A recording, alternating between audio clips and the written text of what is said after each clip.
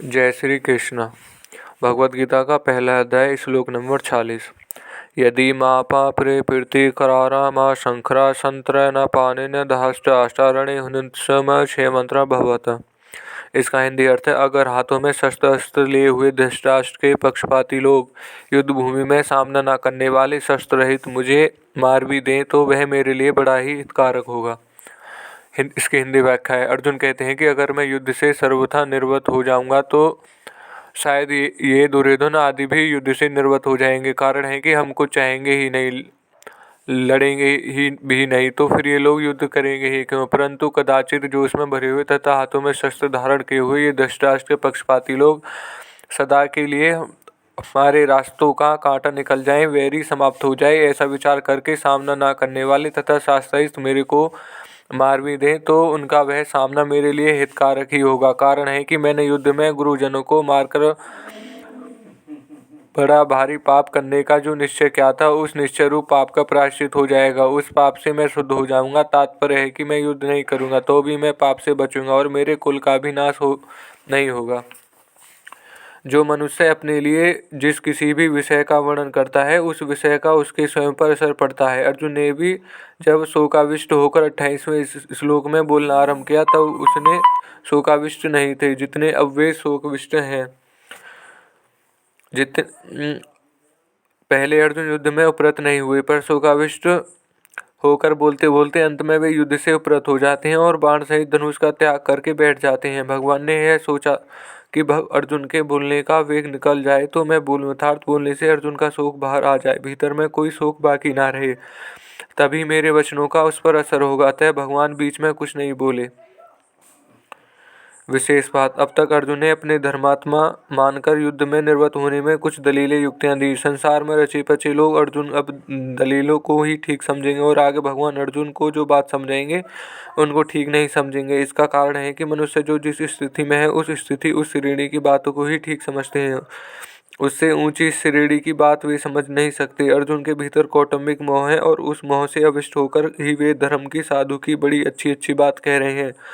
अतः जिन लोगों के भीतर कौटुंबिक मोह है उन लोगों को ही अर्जुन की बातें ठीक लगेंगी, परंतु भगवान की दृष्टि से जीव के कल्याण की तरफ है कि उसका कल्याण कैसे हो। भगवान की उस ऊंची श्रेणी को दृष्टि के वे लौकिक दृष्टि वाले लोग समझ ही नहीं सकते, अतः वे भगवान की बातों को ठीक नहीं मानेंगे। प्रत्युत ऐसा मानेंगे कि अर्जुन के लिए युद्ध रूपी पाप से बचना बहुत ठीक था, पर भगवान ने उनको युद्ध में लगाकर ठीक नहीं किया।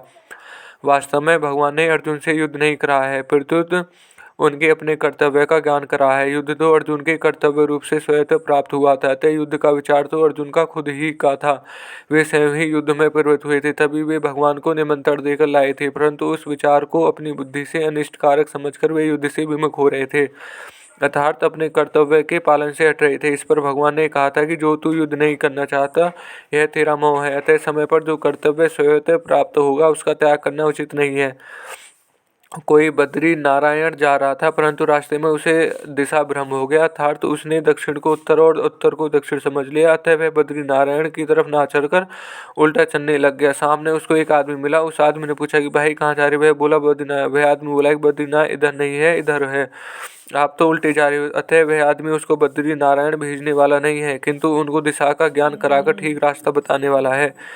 ऐसे ही भगवान ने अर्जुन को अपने कर्तव्य का ज्ञान कराया, युद्ध नहीं कराया। स्वजनों को देखने अर्जुन के मन में यह बात आई थी कि मैं युद्ध नहीं करूंगा, पर भगवान का उपदेश सुनने पर अर्जुन ऐसा नहीं कहा कि मैं युद्ध नहीं करूंगा, किंतु ऐसा कहा कि मैं आपकी आज्ञा का पालन करूंगा, अर्थात अपने कर्तव्य का पालन करूंगा। अर्जुन के इस वचन से यही सिद्ध होता है कि भगवान ने अर्जुन के अपने कर्तव्य का ज्ञान कराया है। वास्तव में युद्ध होना अवश्य भावी है, क्योंकि सबकी आयु समाप्त हो चुकी थी, इसको कोई भी टाल नहीं सकता था। स्वयं भगवान ने विश्व रूप दर्शन देखे समय अर्जुन से कहा है कि मैं बड़ा हुआ काल हूँ और सबका संहार करने के लिए